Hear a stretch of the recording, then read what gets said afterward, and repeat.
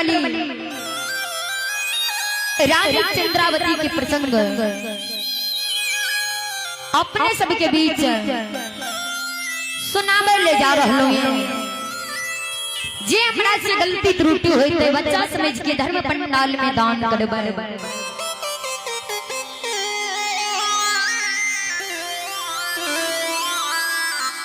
श्रोता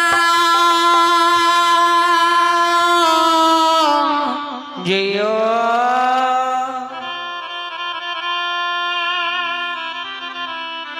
भगवान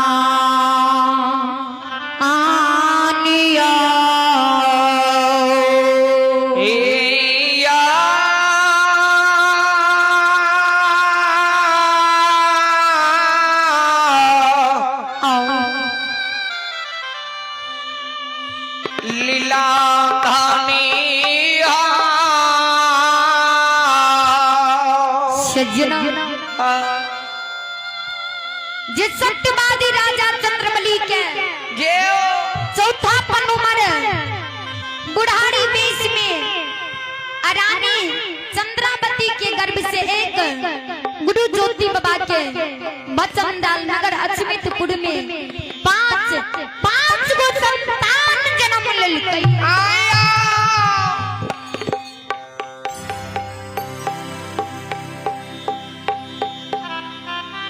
राजा चंद्रबली के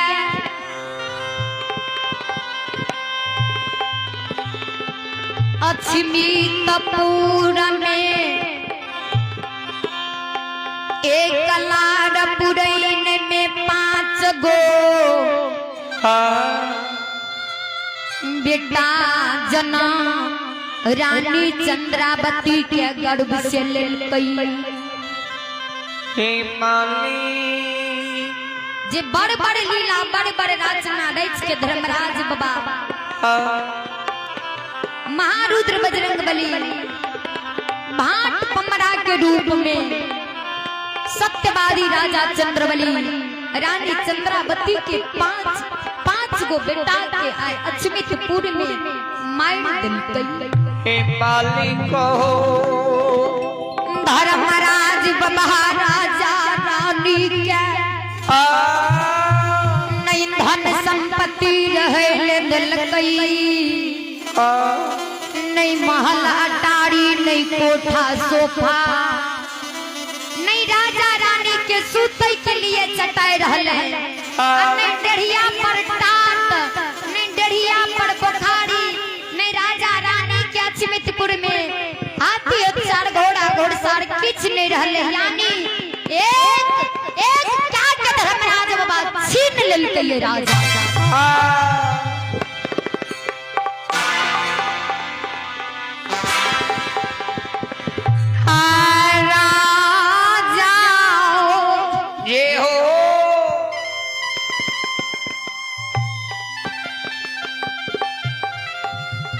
बेटा के सो गमे सो गया के बैसल छै रानी चंद्रावती, सिर पर हाथ ला धरती पर लोट लोट के जय हो ठाकुर जी, हे ओ विधाता, हे हो परमात्मा, हे हो चंदा आके नो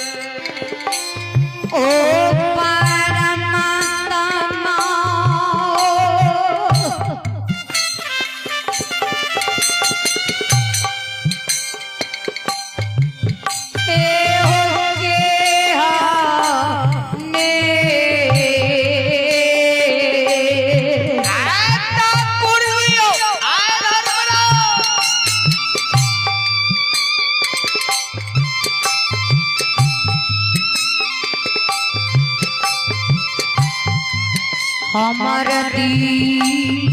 दीना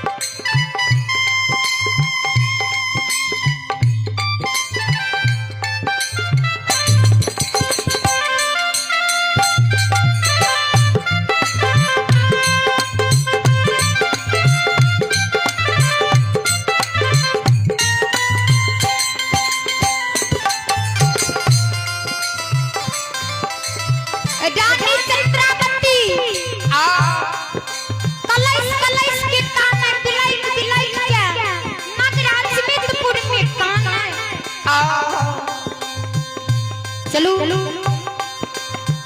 जे माँ बहन से आग्रह हुई आगा में कार्यकर्ता महोदय बैसी देने से आबि के बैसियो जी जगह ई भक्ति भजन चीज छियै एक जगह अहिना भगत हरि नाम होय रहे जहिना भी कार्यकर्ता महोदय के दरवाजा पर होय छै अहिना भक्ति भजन होय रहे आ बियाही नारी अपना स्वामी से कहे लागे स्वामी हे फन्नमा बाबू के दरवाजा पर भगत हरि नाम होय छै बहुत दूर दूर से भक्तिया गवैया बजवैया गायिका सब पहुंचल छै जाने भगत हरि नाम सुनबै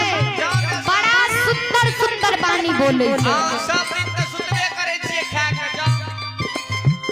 ओ कतेक बियाही नारी कहे तो बेचारा के भक्ति भजन से संगत नहीं रहे तो कतेक बियाही नारी कहलकै तो कठैर बठैर के भगत सुनै ले एलै जी हुरपे छै आ जब भगत सुनै ले एलै तो कार्यकर्ता महोदय कुर्सी पर कुर्सी बिछावन पर बिछावन देने रहे गदा लागल रहे कार्यकर्ता महोदय सब श्रोता बाबू सब के कहे आइए अब बैसिए बेचारा कहियो भगत नहीं सुनने रहे अब के कुर्सी पर बैस गेले अब भक्ति भजन से संगत नहीं रहे आ जो कुर्सी पर बैसले तो नींद आबि गेले भक्ति भजन नहीं सुन के बेचारा सूते लागले आ जा भगत हरि नाम खत्म भ गेले तो यज्ञकर्ता मालिक के दरवाजा पर से सब चल गेले आ उ बेचारा कुर्सी पर सुतले रह गेले त कार्यकर्ता महोदय कहलकै हे ओ फन्नमा बाबू बाबू सुतले रह रामदत्त मरर हो त जगाबे उठिए आ जाइए जब बेचारा घर गेले त बियाही नारी पूछे पति दे फन्नमा बाबू के दुआर उआर भगत है रहे दूर दूर के भक्ता पनियार एले की सब कहलकै कौन कौन वचन सुनलिए बेचारा भगत हरि नाम सुनतिए तबे ने कहतिए फलनमा गांव वाली हम ई सुनलिए कहलकै ई कहलकै कार्यकर्ता महोदय आइए आ बैसिए आ कुछ समय के बाद कहलकै उठिए आ जाइए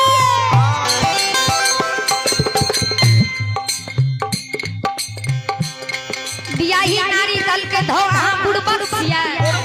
भगत में इतने चीज कहे के है भगत में कहूँ इतने चीज कहे होए आइए बैसिए उठिए या जाइए अहाँ के दिमाग के तार छूट गया भगत सुनै ले गेल रहिए कि सुतै ले दरवाजा पर गेल रहिए नींद में पूरा है या घर में सुतै छियै बियाही नारी कहलकै ठीक छै अहाँ चारिए गो शब्द सुन लिए तो चारिए गो शब्द सुन लिए बहुत भेले ऐसे दोसर दिन जब भक्ति भजन होते तो अहाँ रोजाना रोजाना भगत हरि नाम सुनबे जे भगवान के भक्ति भजन से बढ़ के दुनिया में किछ नहीं छै जी ना बेचारा भर रात सुतले नहीं आ जब बिस्तारा पड़ गेले भर रात पढ़े आइए बैसिए उठिए या जाइए भर रात बेचारा के नींद नहीं भेले ओई दिन एहन सनियो ओकरे घर में चोर चोरी करे ले एला आ चोर के सीआईडी फिट के ने रहे तो ई दिन पढ़े आइए बैसिए उठिए जाइए चोर मन में विचार करे जे आय लागे छै घरवा मालिक जागल छै जे भर रात पढ़े छै आइए बैसिए उठिए या जाइए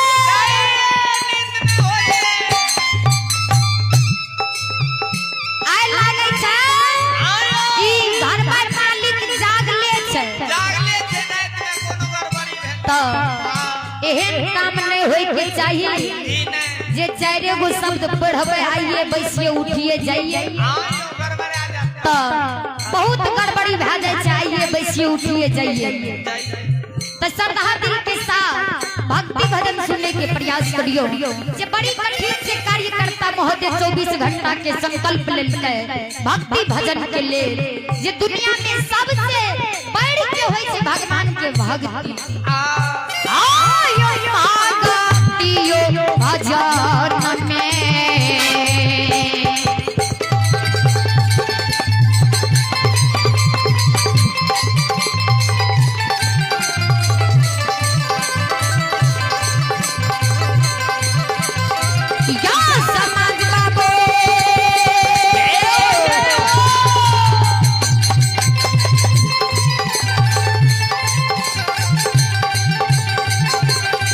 आयो भगतियो भजन में भजन में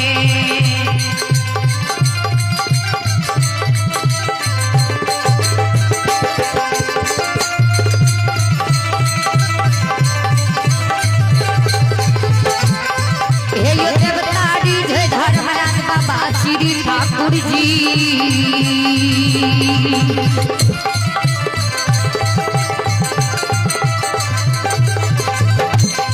हे यो जया दुनिया यो या हिंदनशान हे बाबा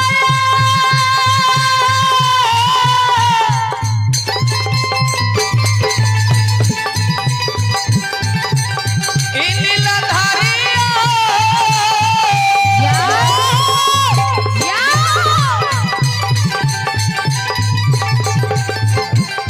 इयो बाबा यो भगति यो भजाना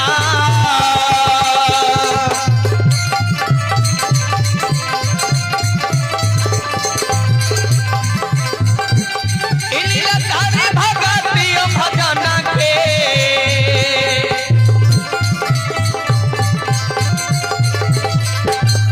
अरे सिलवाती ए गुलशे बाबा निरमोई अथल करिया